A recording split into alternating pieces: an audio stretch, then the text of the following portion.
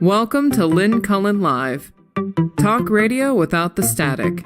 Email your questions and comments to lynncullenshow@gmail.com. And now your host, Lynn Cullen. All right, third time's a charm. Welcome to the show. We're a little belated, and I feel depleted. And Susan's there, right? Susan? Yeah. Okay. Well, thanks to Kevin, our producer, we rebooted and got rid of that horrible. No, I knew something was wrong when I initially called in and heard for the first time that hold music, and I thought, holy hell, who decided this was a good idea? I know. When I heard it, I thought, uh-oh. I thought maybe something was wrong, but then you never know. So anyway, gosh, that's sort of like, I don't know. The thing is, we've probably lost our audience. Of course. Yeah. Oh, you and me. And you know, it's funny. I thought I had all this stuff because I haven't done a show since last Thursday. And I don't know. I'm looking at this paltry stuff in front of me to talk about, all of which is horrific. And I don't want to. We have a caller. Well, that means one person is listening. Yay! Oh, come and talk to us. Hello. Hey, Lynn, sissy white liberal here from Canonsburg. Hey! Oh, hey, did you move back? We did, and it's been a frantic evolution of painting and visiting and painting and visiting and keep going 20 times. But yeah, so. But so is that where you're now back in Western Pennsylvania? Well, we're snowbirds. So we bought another house. Yeah, my son-in-law had he has a tumor in his brain that is non-cancerous but scary. So we came up here just kind of. We looked into renting a place, and we have 2 dogs and a cat. So like the pool gets kind of tiny when you have that stuff. Yeah. So yeah. Yeah. So we're. Oh, I see. Okay. Yeah. But now wait a minute, though. You did say something. I have to ask. Yes. I think of you as such a smart guy. You didn't buy more property in Florida, did you? No. No, not more. I mean, we lived in Tampa, and actually, that's accidentally turned out to be a really great financial move because we live in an area near Tampa where we are the second safest flood zone. So we don't have issues getting homeowners insurance, and it's kind of doubled in value since we bought it in 2017, actually. So, okay. Yeah, actually, like I say, I'm not some kind of real estate genius. We just got lucky. I think that's the way most of this stuff works out. So, okay. Yeah. All right. Okay. All right. Well, may your brain stay inoculated from Florida. Well, yeah. No, that's the hard part. But anyway, so the reason I called, I don't even know what topic you ladies are talking. And hi, Susan. I haven't spoken with you for a while. So yeah, years. Hi. Yeah. You know what, though? Hey, we aren't on a topic. We got all screwed up at the beginning, and we had just started the show 15 minutes late and figured no one was out there. And then you called. So what topic? I'll throw one at you. Yeah. So okay. Vivek Ramaswamy is to Ted Nugent what Ron DeSantis is to Trump. Okay. So here's what I mean by that. I used to think Ted Nugent was the creepiest human being I've ever seen ever. I mean, he would make my skin crawl. Vivek Ramaswamy ups the ante in that area to a certain degree. And the reason I say he's the same as DeSantis to Trump, Trump is a moron. Okay. Trump is a first-class idiot. And he's an ignoramus and kind of proud of it. DeSantis ought to know better. Same thing applies to this Ramaswamy character. He is the poster child for a person who is running for office because they want to be somebody, not because he wants to do something good for the country, not because he's got causes in mind. He just wants to be important. Yeah, it's pure narcissism. Yes. I mean, and a lot like Trump that way too. But yeah, like I say, that's right. Skin crawl the same way. But the things that he said, purely to stir up controversy, to court the bigot vote, which, man, there's a long line of people wanting to do that. And then the occasional time when a Republican steps out of that line, you know, they're either smacked back into place by, you know, Fox News, or they're considered completely irrelevant, I think, in a lot of respects. So, you know, not that I have any great feeling for Asa Hutchinson or Chris Christie, but you have to give them a little bit of credit. And then you've got Nikki Haley, who straddles the line between criticizing and contradicting herself simultaneously. So, all while wearing a skirt. Imagine that. You know, listen, you know what? I got, you know, a plague on them all. A plague on them all.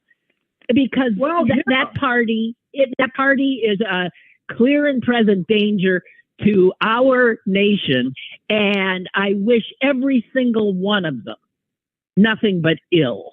They're all horrible. Completely. It's funny, in 2008, when, you know, W was you know, stepping aside as the Constitution made him, because that was important back then to Republicans. But I don't know if you remember the debates at that time, and my African son Jean-Pierre lived with us at the time, and we watched these debates together. And Jean-Pierre, of course, as a Rwandan, he's now a U.S. citizen, by the way.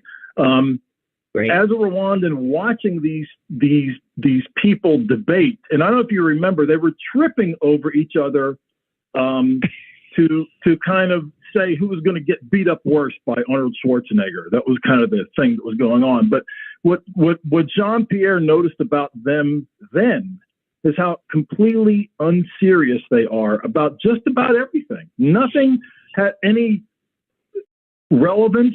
Nothing of factual basis had any import for their policy positions. It was all just nonsense and hard to watch. And this is, again, somebody looking at it from the outside, looking in at that point. And Jean-Pierre came to this country in 2000, so he had been here for 8 years at that point. And we watched these things together, and he was beside himself, like, what is going on? I'm like, you know, I don't know the answer, and it's gotten worse since then, right? I mean, well, really, it's not about policy; it's about performance. It's all performative, and that is all you're seeing in these. You know, it's mediaized performance art. Trump took it to a level it had never been before, and there's an awful lot of this. There's a lot of this malignant narcissism run amok among white, young, rich males. You know, Elon Musk is no different, and you know, currently blaming Jews for his ruining Twitter or X or whatever. Wait, you know, Susan, I want to ask about that because I saw some blowback to something he said about Jews ruining. Well, I didn't see what he said. What did he say?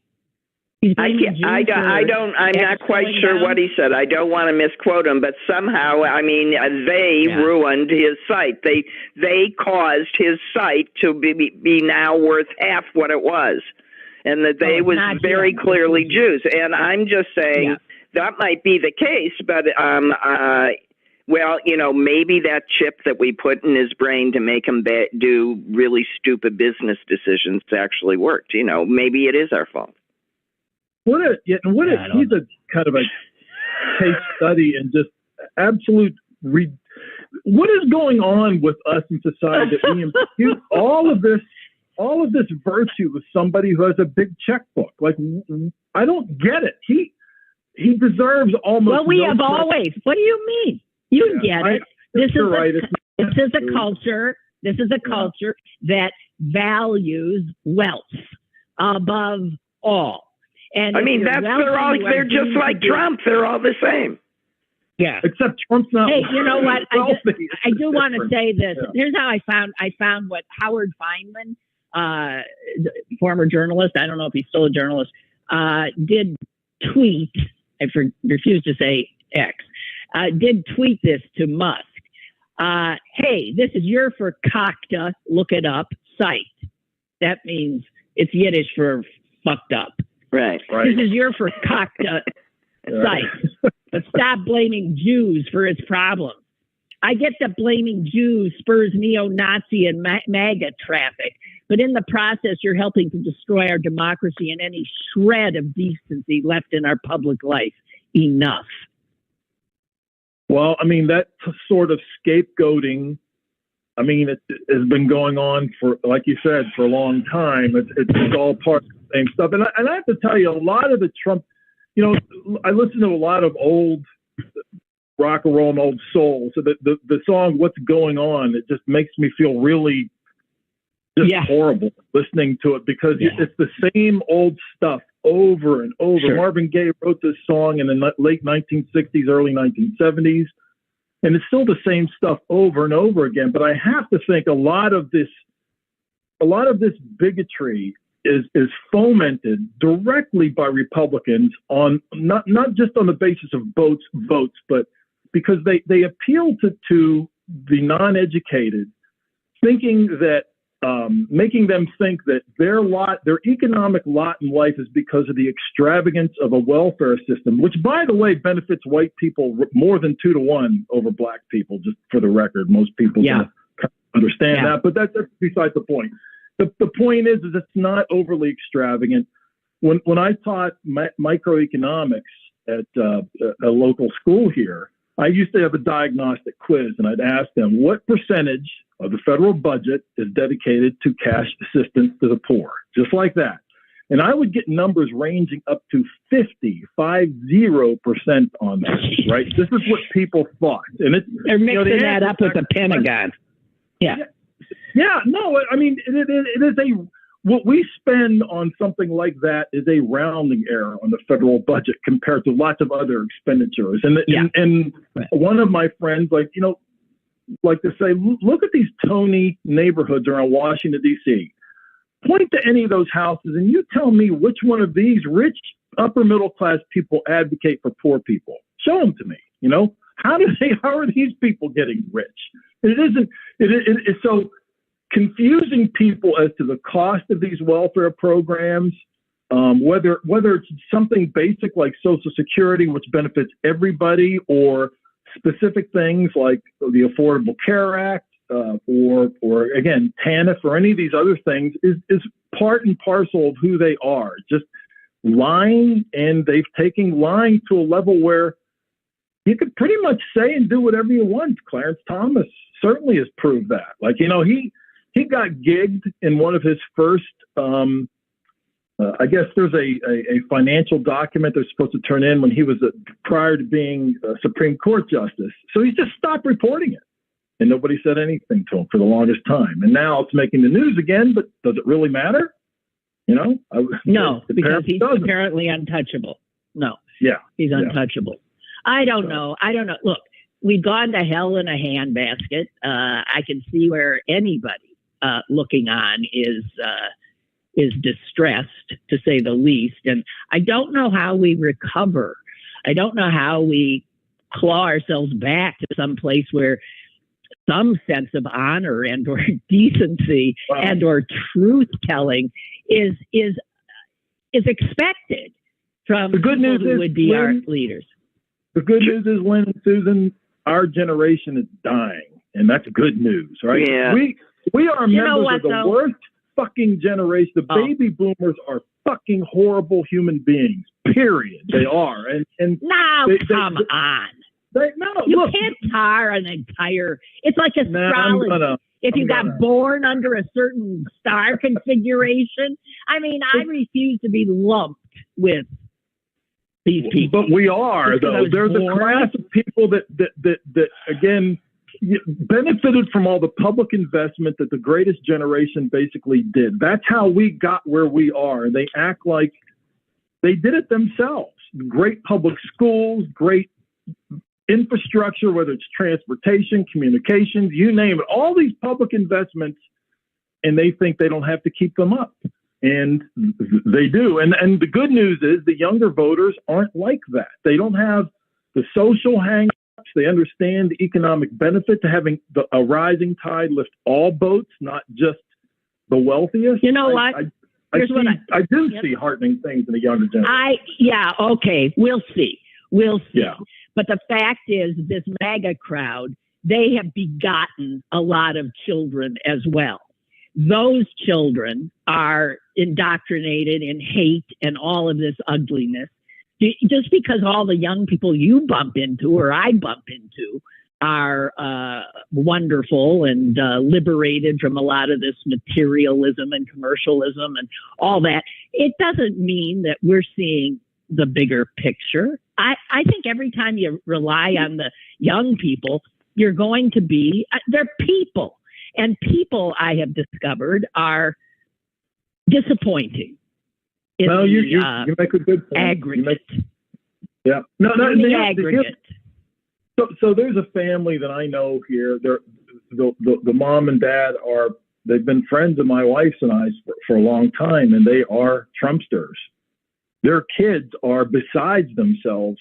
Now, all three of their children went to school and they learned something. And by the way, I would really like to get your brother's input on what the fuck is going on with Ivy League institutions these days. They are. No, you don't.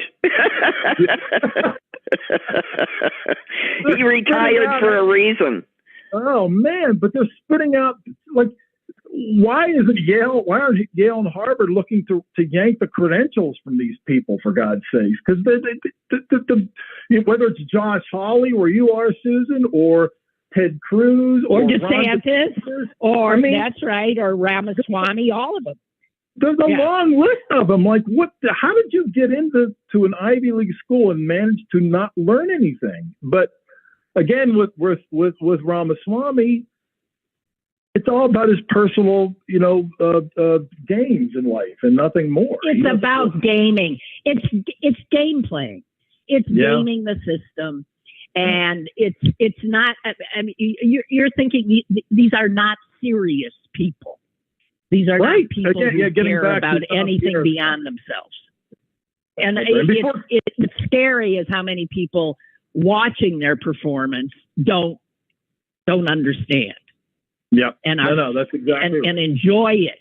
It's beyond belief to me. What is it they say that, those who don't know their history are, doomed to repeat it? Well, guess what? We never learn that history. We never learn from history. No, it doesn't. That's what I've learned. No, I think you're right. But anyway, before Clarence calls and laughs at me for painting, I did agree to paint all that my wife wanted to before she bought this house. So I'm okay with the painting. So just for the record, even though I'll tell you this, at 62, the last time my wife and I painted seriously was when we lived in suburban Philadelphia near Valley Forge, and I'm 7 or 8 years older from the last time that I painted, and I'm going to tell you, it sucks. I mean, physically, last night, I had a sore back and thought, I am finishing this goddamn room before I go to bed. I don't care how bad I'm going to hurt tomorrow. So, anyway, getting old blows. I didn't realize that painting was physically taxing. Is it just the standing and the fact that you're reaching? Standing and reaching, because I've got a bad shoulder now too. So all that stuff. All right, okay. Yeah, but all that stuff. It's just your body breaks down when you get old. We've paved the road ahead of you. You needn't speak. Yeah. We all right, know ladies, of what have a great rest of the week. Okay, I'm well, yes, you too.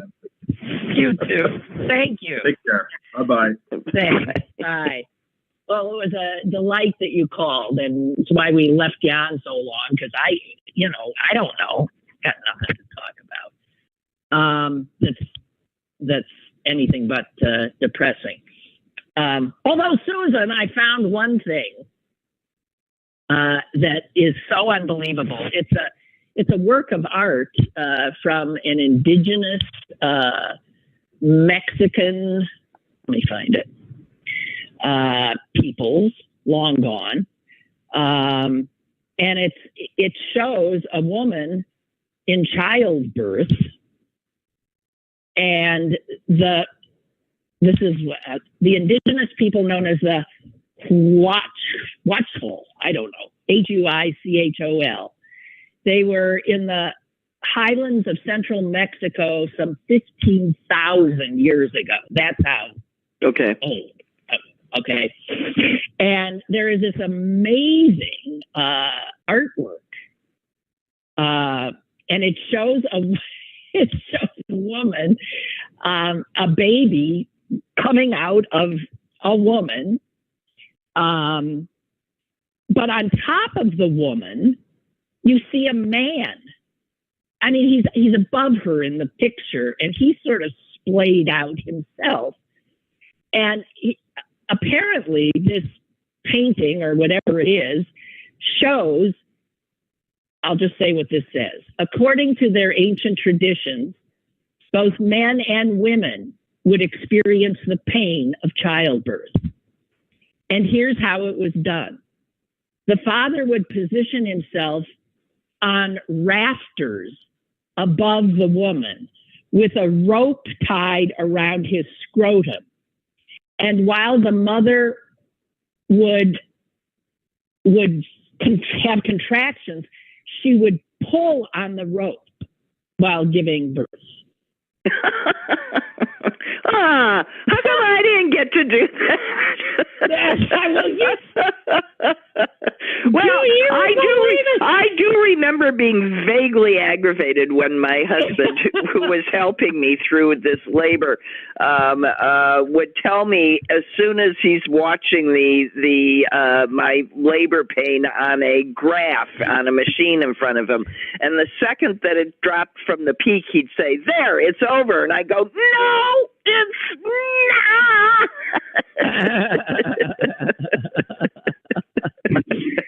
So I would have liked a little bit of dental floss tied about his nuts, as it were. I find it hard to believe that this could be true. I think that women ruled that tribe. That's what I think.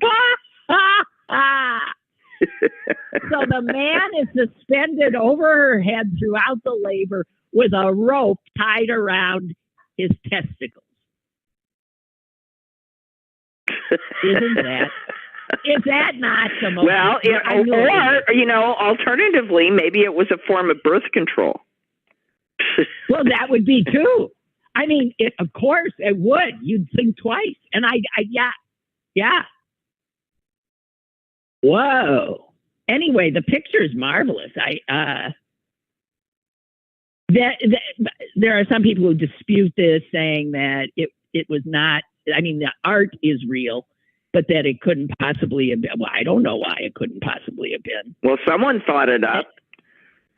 Someone thought it up 15,000 years ago. It helped to know if it was a woman or a man artist, too. I mean, it could be a different time when females got to have female fantasies and put them out there. Oh, my God. It's wonderful. So, just saying, I knew that's the only happy thing I knew. Well, that cheered me right up. Yeah. It's hard to beat that, and there's no way I can. I got another sweet thing. So, it's football season again, and the teams are having to get. Hey, did you see? I texted our brother that I found. I came upon one of those articles that Jews are forever fighting because Jews can never believe when a Jew is like a... Oh, did you see are you talking about the Orthodox baseball player?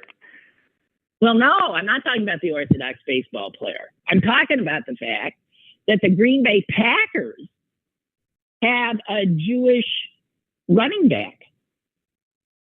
Wow. And his name is A.J. Dillon. And he racked up 770 yards last year, 7 rushing touchdowns. He's 25 years old. And here's the other thing. And here's how Jews finally get a Jewish Packer. He's black. Of course. I knew there was a catch.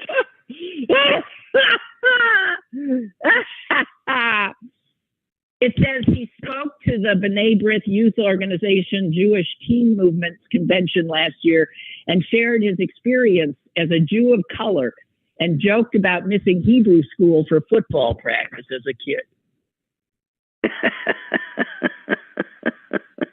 So, that proves that he's Jewish. Yeah, he's Jewish. There was an article written about, so who are the Jewish, are there any Jews in the NFL now? And it's short. It's short. It's a short article. But there are a few. Yeah. Very few. Actually, like about 5 or 6. Just saying. I don't believe the Steelers have a Jew. But it's funny when Jews are always proud of anyone who is one of us who succeeds. And especially when it's something that, so not typical. Like Alvin being a big, tough football player. And I have another. Well, Mama and I will look for him on High Holy Day services. Oh, I doubt if he'll be there. The last thing he needs is the Jews of Green Bay coming at him. He's been there for 4 years. He probably hasn't shown up at the synagogue. I don't know. But here's this other thing I read.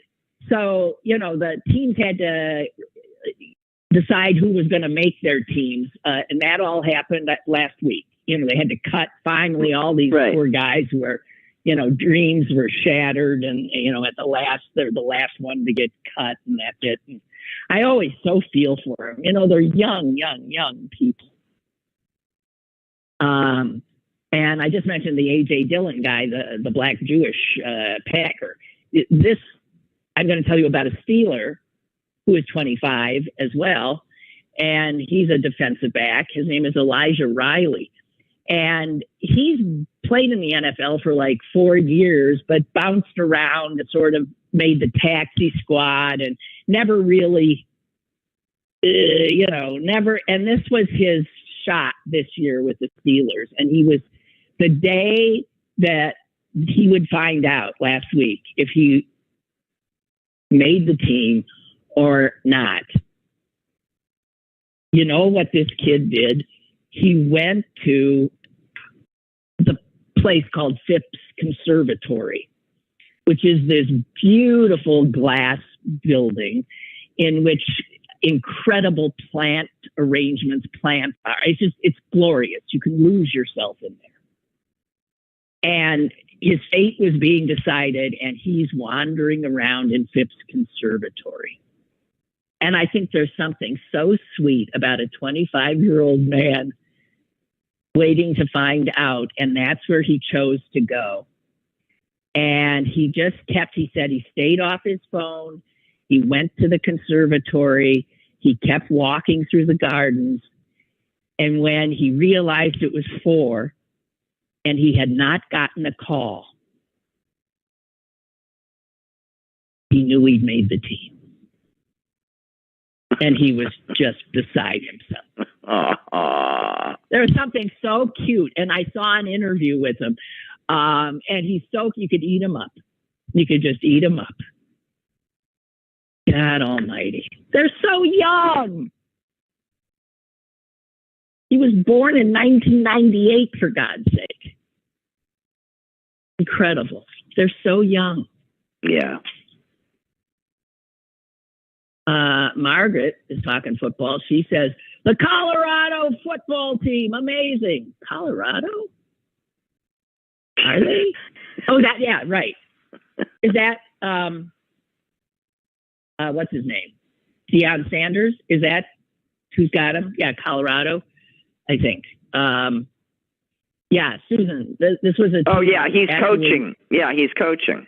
It was his first year, and they knocked off Texas Christian at Texas Christian's home, and Texas Christian is considered one of the better schools, and they knocked him off, and the quarterback for the team was Deion Sanders' son, who like broke every school record, something like 400 God knows what yards.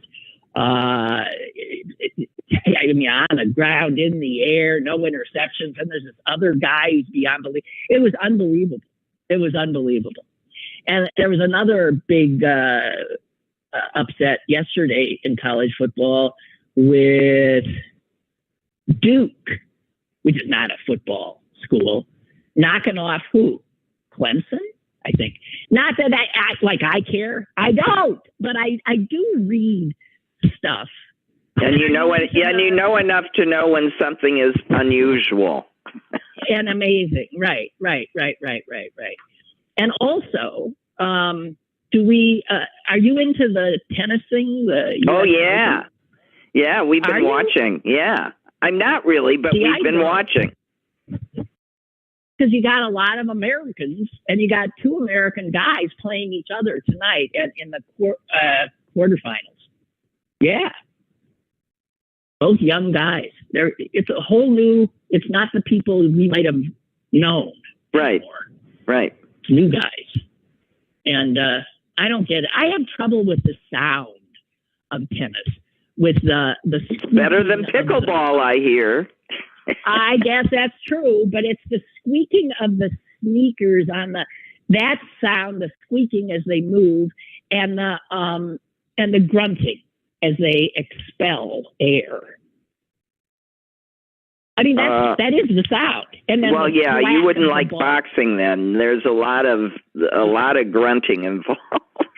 At least I know, in my experience. I know. And it's well, whatever.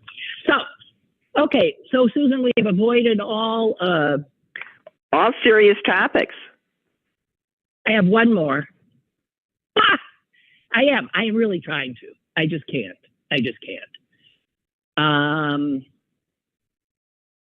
38 of Pittsburgh public schools are closed today and tomorrow because it's too hot and they don't have air conditioning. The schools with air conditioning. Yeah. Well, there are a lot of buildings and it's an old, you know. Yeah. It's a matter of scale. Yeah. It is. And so some are at school and 38 schools are closed. And here's another one I have. This is something I came across. It was in the case where Rudy Giuliani was told that he was liable for slandering those two poll workers. And I had been reading an article online, and I took a shot of something that a quote from the judge's ruling, and I don't know if it's a typo from the paper or a typo from the judge, because here is the quote. It says, she added that, quote, despite Giuliani's 50 years of experience as an attorney, he repeatedly flaunted his discovery obligations, end quote. He didn't flaunt. He flouted. Discovery. He flouted. Right. And I thought, what?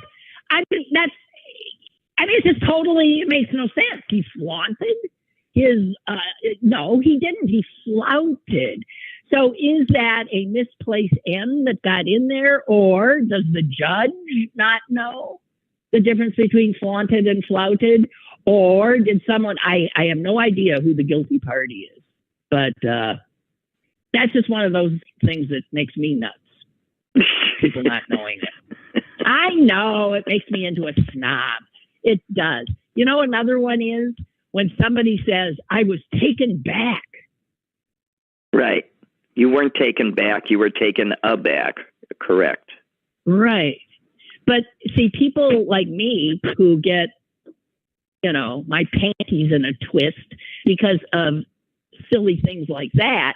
I mean,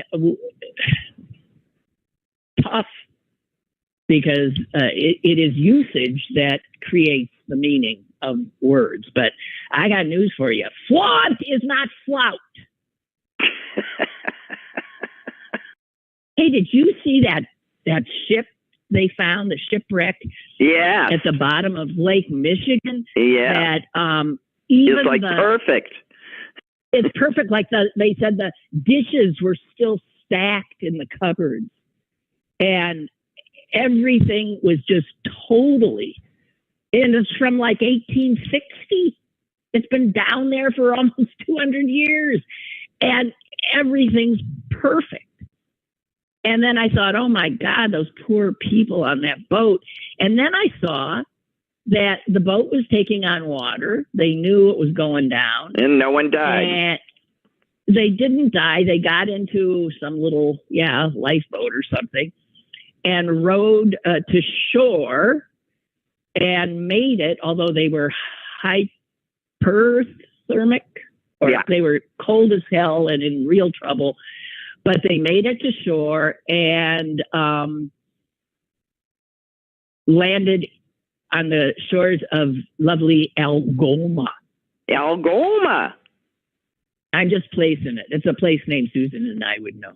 Yeah, they went into Algoma and people took them in and made them warm and fed them. And so they survived. But that ship is, still down there. And the one only horribly sad thing in the story is they said a Newfoundland dog was on that ship. And they didn't save it. So I know. Well, now my whole day is ruined. So, Susan, you know how there's always these how many ads do you see for, if you were injured in a call. Right. Yeah, right. Right. Well, around these parts, we got, ours, everybody knows. I could start naming names. And one of the biggies is a guy named Edgar Snyder. And I think he's pretty much retired now, but he's got this huge firm of people who still go about his business, and they do a lot of advertising. Well, I saw an Edgar Snyder ad the other day that blew me away because I was looking at a picture. They were saying that if you're in trouble like so-and-so, and there's a woman and she's telling her story and she's talking, they show her talking to this grungy looking guy with, I don't know, looked like he had a ponytail and flip-flops on practically. And I thought, what? That was the lawyer. Of course. No, I have never seen an ad. If people want a lawyer, they want someone in a suit that smart talking. And this guy was, and I'm thinking, wow, that's smart.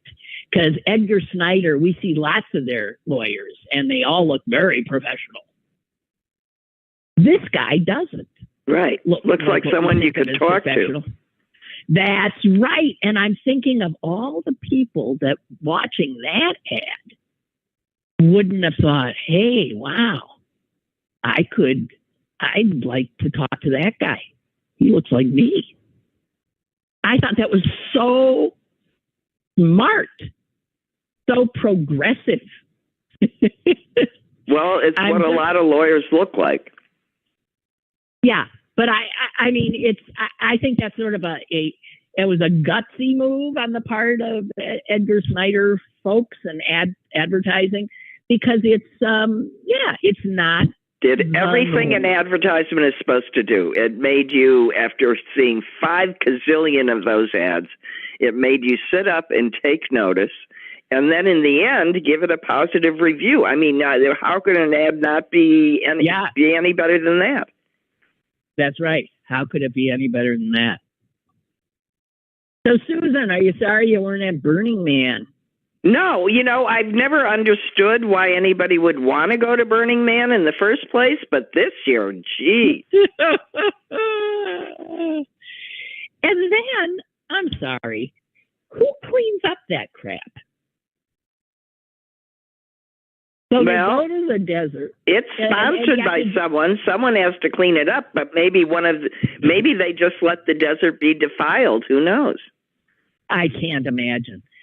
They set up essentially a town of 70,000 people for a week, and they come and then they go, and they leave a lot of shit behind.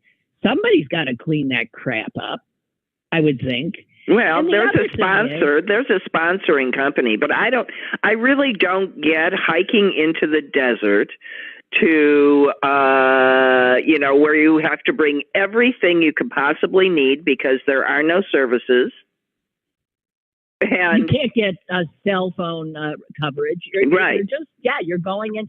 Well, I can see where, listen, it started, I don't know how long ago. When it first started, it was just a bunch of, crazy artist types who did this. And then it got to be such a thing and so cool that now it's like, it's totally not what it was. No, now Chris Rock is there and breaking out. And and there's all these, what they are is a bunch of millionaires, Silicon Valley types, and just bragging that they were, oh sure, I did Burning Man. I think that's what it is. So as usual, it's not what it was. It is what it is now. But what I found amazing is the pictures of everybody trying to get out in the traffic. How in the middle of the desert is there, it appears to be, an 8-lane... Because there's no road, Lynn. It's not an 8-lane highway. There's no road. So there were just 8 lanes driving out together, and they're going to hit a gate that is a bottleneck and have to try and figure out how to get out, which is why you saw the traffic so much. Okay, well, my understanding is in years past, it could take as much as 12 hours just to, where you're stuck for like 12 hours. And this would have been worse. So you're saying it looked so much like they were all in their little lanes. So that's just people just following the leader. Right. That wasn't a road. No. Well, that explains that. Because I thought, what the hell is there an 8-lane road doing? I don't get that. No, it's why they were all stuck there. One of the people that was there and who hiked out on Saturday said it took 6 hours, but he made it back to civilization, and he posted stuff on Twitter. I was so shocked when I saw who it was, because he's somebody who I think is extraordinarily brilliant. And I know he is because, he argues cases before the U.S. Supreme Court all the time and wins all the time. And he's a guest often on MSNBC, which is how I know of him. And his name is Patel, Patel. Oh, that guy. He was at Burning Man. Well, he is brilliant. Well, we all make mistakes. And he hiked out. He said he was having a good time.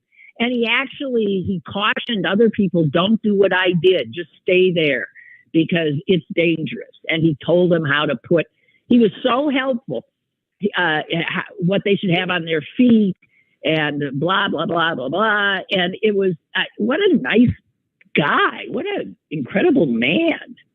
I'm in love with him.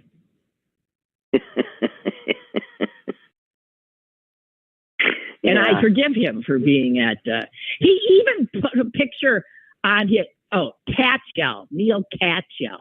I said Patel. That's right. Yeah. Gigi, thank you. Neil Catchell. And he showed a picture of himself there, and I can't believe it.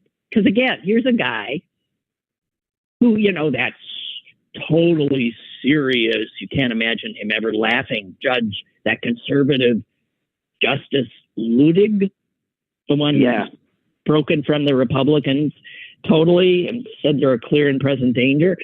Judge Ludig, who he argued a case with before the Supreme Court recently, said he thought that Catchell's argument was the most ingenious argument he had ever heard in his life. So this is, you get somebody like Ludig saying that about you.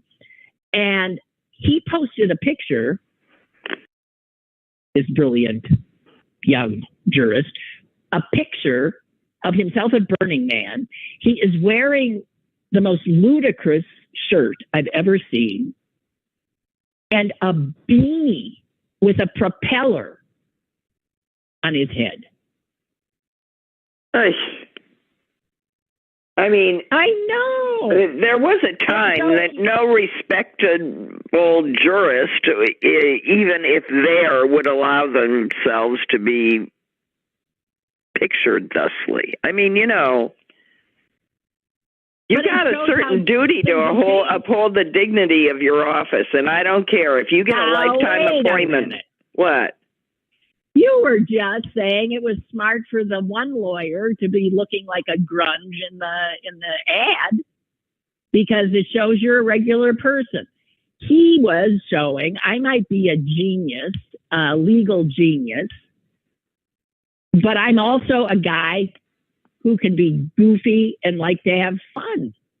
What's wrong with that? Nothing. You're right. But he did look so absurd, I couldn't believe it. You can imagine he had a little beanie with a propeller on the top. Look it up. I'll never look at him the same way. Again. Never.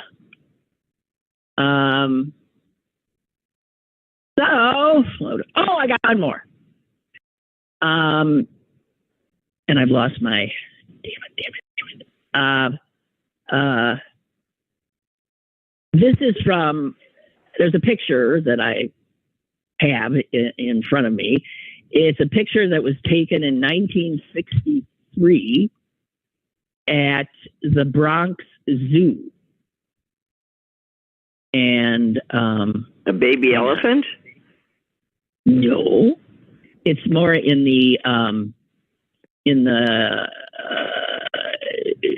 where the gorillas are and stuff, the ape house or something. Wait, I'm trying to find my Gmail account. Okay, here. It is. I'll find it.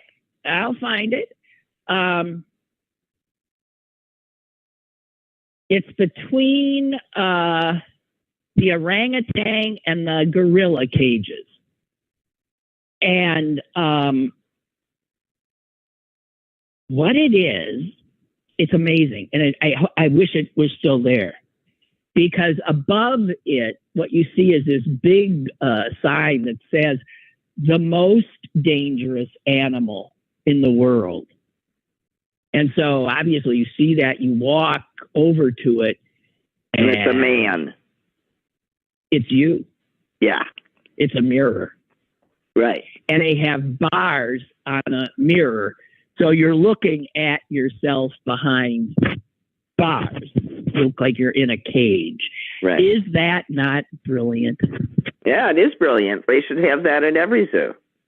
It should be at every zoo and just should remain. It says you are looking at the most dangerous animal in the world.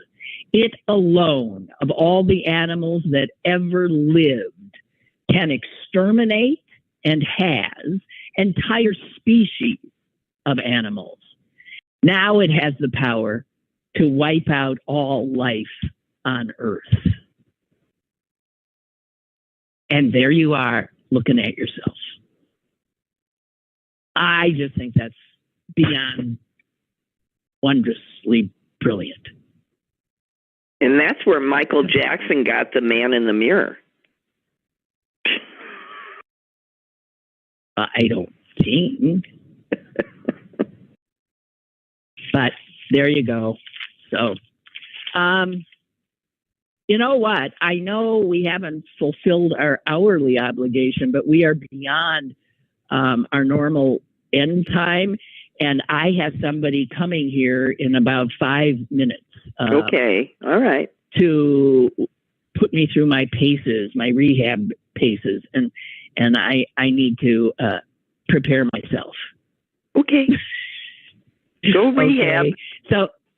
Okay. So thanks for, whatever. Thanks for being here and rolling with the punches. It's not that. What do you do with the punches? You roll with the punches. You roll. You roll with the punch? Yeah. All right. Well, thanks for rolling with the punches. You're welcome. You're welcome. Okay. And safe travels if you're doing that. And not for a couple of days. Okay.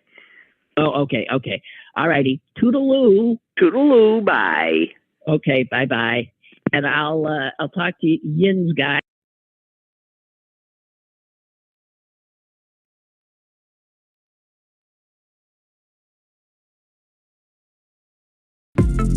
Lynn Cullen Live, Monday through Thursday from 10 a.m. to 11 a.m. and archived at pghcitypaper.com. The opinions expressed on Lynn Cullen Live are those of the host and do not necessarily reflect the viewpoints of Pittsburgh City Paper or its advertisers.